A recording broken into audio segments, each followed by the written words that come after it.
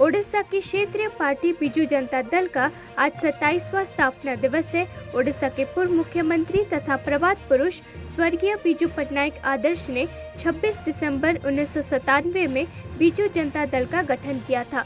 Party को बने हुए 27 वर्ष पूरे हो चुके हैं। बीजू जनता दल को 27 वर्ष की अपनी इस यात्रा में प्रदेश के लोगों से जबरदस्त स्नेह मिला है। चुनाव आते रहे जाते रहे और हर चुनाव में मुख्यमंत्री नवीन पटनायक के नेतृत्व में बीजू जनता दल एक के बाद एक सफलता हासिल करती रही। चुनाव दर चुनाव में पार्टी को मिल रहा लोगों का समर्थन, स्नेह एवं विश्वास ने बीजू जनता दल को अधिक शक्तिशाली किया है। बीजू जनता दल को नवीन के रूप में मिले सशक्त नेतृत्व एवं संगठन ने समृद्ध नवीन ओडिशा का मार्ग प्रशस्त किया है। 27th foundation day of the Biju Janata Dal, and there are 26 years of service that we complete today, and we rededicate ourselves through a pledge in the party office today to work for Naveen Odisha, Nua Odisha, and to build a more stronger, a more self-reliant and becoming the #1 state in the country. Today on this auspicious occasion, we have a number of programs that are being done. The flag hosting of the party was done this morning.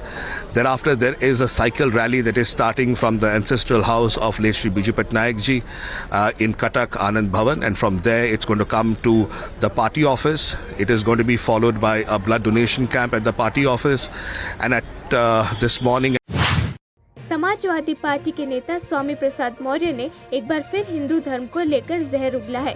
उन्होंने दिल्ली में कहा कि हिंदू एक धोखा है। वैसे भी 1995 में सुप्रीम कोर्ट ने कहा था कि हिंदू कोई धर्म नहीं है, ये जीवन जीने की एक शैली है। आरएसएस प्रमुख मोहन भागवत भी 2 बार कह चुके हैं कि हिंदू नाम का कोई धर्म नहीं है, बल्कि ये जीवन जीने की एक कला है। प्रधानमंत्री मोदी ने भी कहा है कि हिंदू धर्म कोई धर्म नहीं है। जब ये लोग ऐसे बयान देते हैं तो भावनाएं आहत नहीं होती हैं, लेकिन अगर यही बात स्वामी प्रसाद मौर्य कहते हैं तो पूरे देश में भूचाल मच जाता है। हिंदू एक धोखा है, हिंदू कोई धर्म नहीं, ये लोगों के जीवन जीने की एक शैली है। हिंदू धर्म नाम का कोई धर्म नहीं है, बल्कि लोगों के जीवन जीने की एक कला। माननीय मोदी ने भी कहा हिंदू धर्म नहीं है। जिसे हम हिंदू धर्म कहते हैं वो कुछ लोगों के लिए धंधा है। सन 1931 की जाति जनगणना के आधार पर मात्र 3.5% ब्राह्मण है, 3% क्षत्रिय है, 1.5% वैश्य है। तीनों को जोड़ लिया जाए तो लगभग 7-8% होता है। यानी दिल्ली स्थित भारत मंडपम में आज वीर बाल दिवस कार्यक्रम मनाया गया। इस कार्यक्रम में शामिल होने के लिए प्रधानमंत्री नरेंद्र मोदी पहुंचे, जहां कार्यक्रम में बच्चों ने प्रस्तुति दी।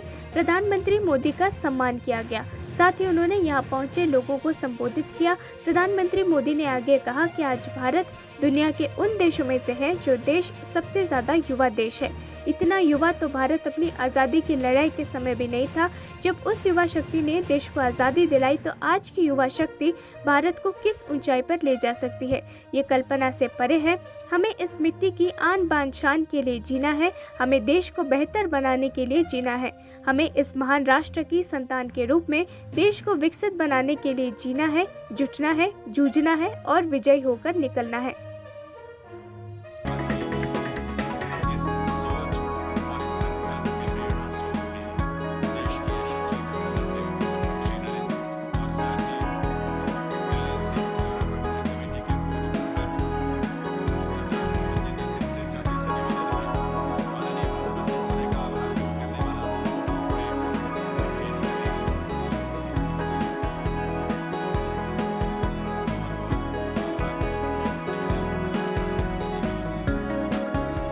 आज देश वीर साहिबजादों के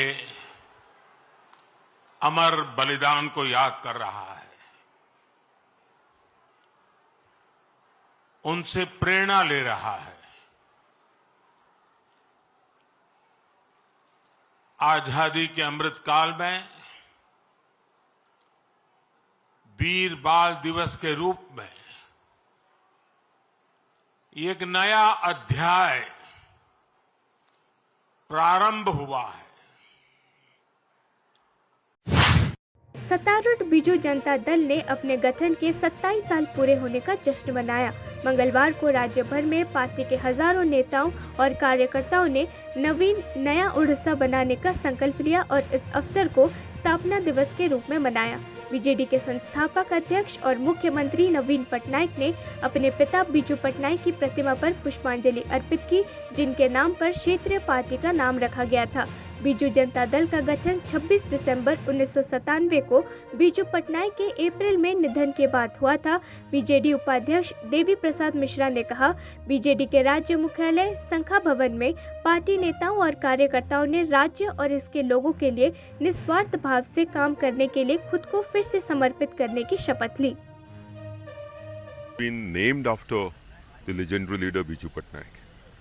This is why it is called Biju Janata Dal.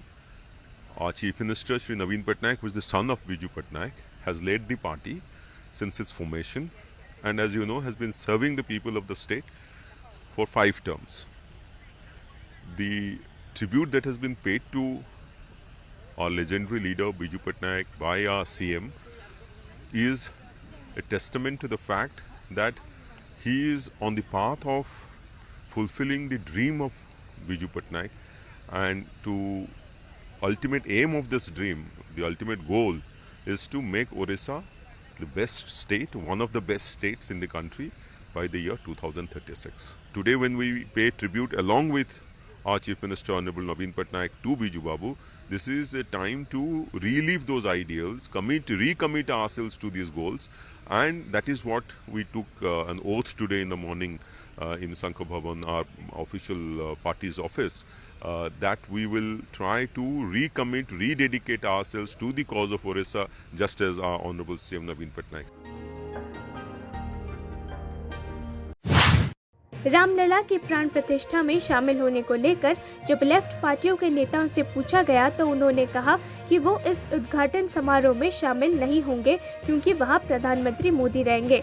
निमंत्रण मिलने के सवाल पर CPI-M वृंदा करात ने कहा कि हमारी पार्टी अयोध्या में राम मंदिर के प्राण प्रतिष्ठा समारोह में शामिल नहीं होंगी। करात ने कहा कि हम धार्मिक मान्यताओं का सम्मान करते हैं, लेकिन प्रधानमंत्री मोदी एक धार्मिक कार्यक्रम को राजनीति से जोड़ रहे हैं। ये एक धार्मिक कार्यक्रम का राजनीतिकरण है, ये सही नहीं है। वामपंथी नेताओं के इस बयान को लेकर केंद्रीय मंत्री मीनाक्षी लेखी ने कहा कि सभी को निमंत्रण भेज दिया गया है, लेकिन पहुंचेंगे वही जिन्हें भगवान राम ने बुलाया है। राम मंदिर निर्माण ट्रस्ट के द्वारा आने के लिए निमंत्रण मिला था प्राण प्रतिष्ठा में, क्या आपकी पार्टी जा रही है? नहीं, हमारी पार्टी नहीं जाएगी। हमने बिल्कुल स्पष्ट किया है और इसके पीछे हमारी एक बुनियादी समझ है। हालांकि धार्मिक भावनाओं की हम पूरे कदर करते हैं और पूरे देश में एक धार्मिक भावना होती है, उसका भी हम कदर करते हैं, लेकिन इस प्रकार की धार्मिक अनुष्ठान आप राजनीति के साथ जोड़कर धर्म को एक राजनीतिक हथियार और राजनीतिक मंशा को लेकर आप इस्तेमाल करेंगे। हमारी समझ में ये देश की संवैधानिक प्रावधान कि हिंदुस्तान का जो सत्ता है वो सत्ता किसी धार्मिक रंग का नहीं होना चाहिए। ये वो सही नहीं है जो ये लोग कर रहे हैं, और इसमें पूरे तौर पर एक पॉलिटिसाइजेशन एक धार्मिक अनुष्ठान का, ये सही नहीं है, बिल्कुल सही नहीं है। और क्या आप ये कहेंगे कि फिर आप हर चीज को सत्ता का जो एक डिस्टेंस होना चाहिए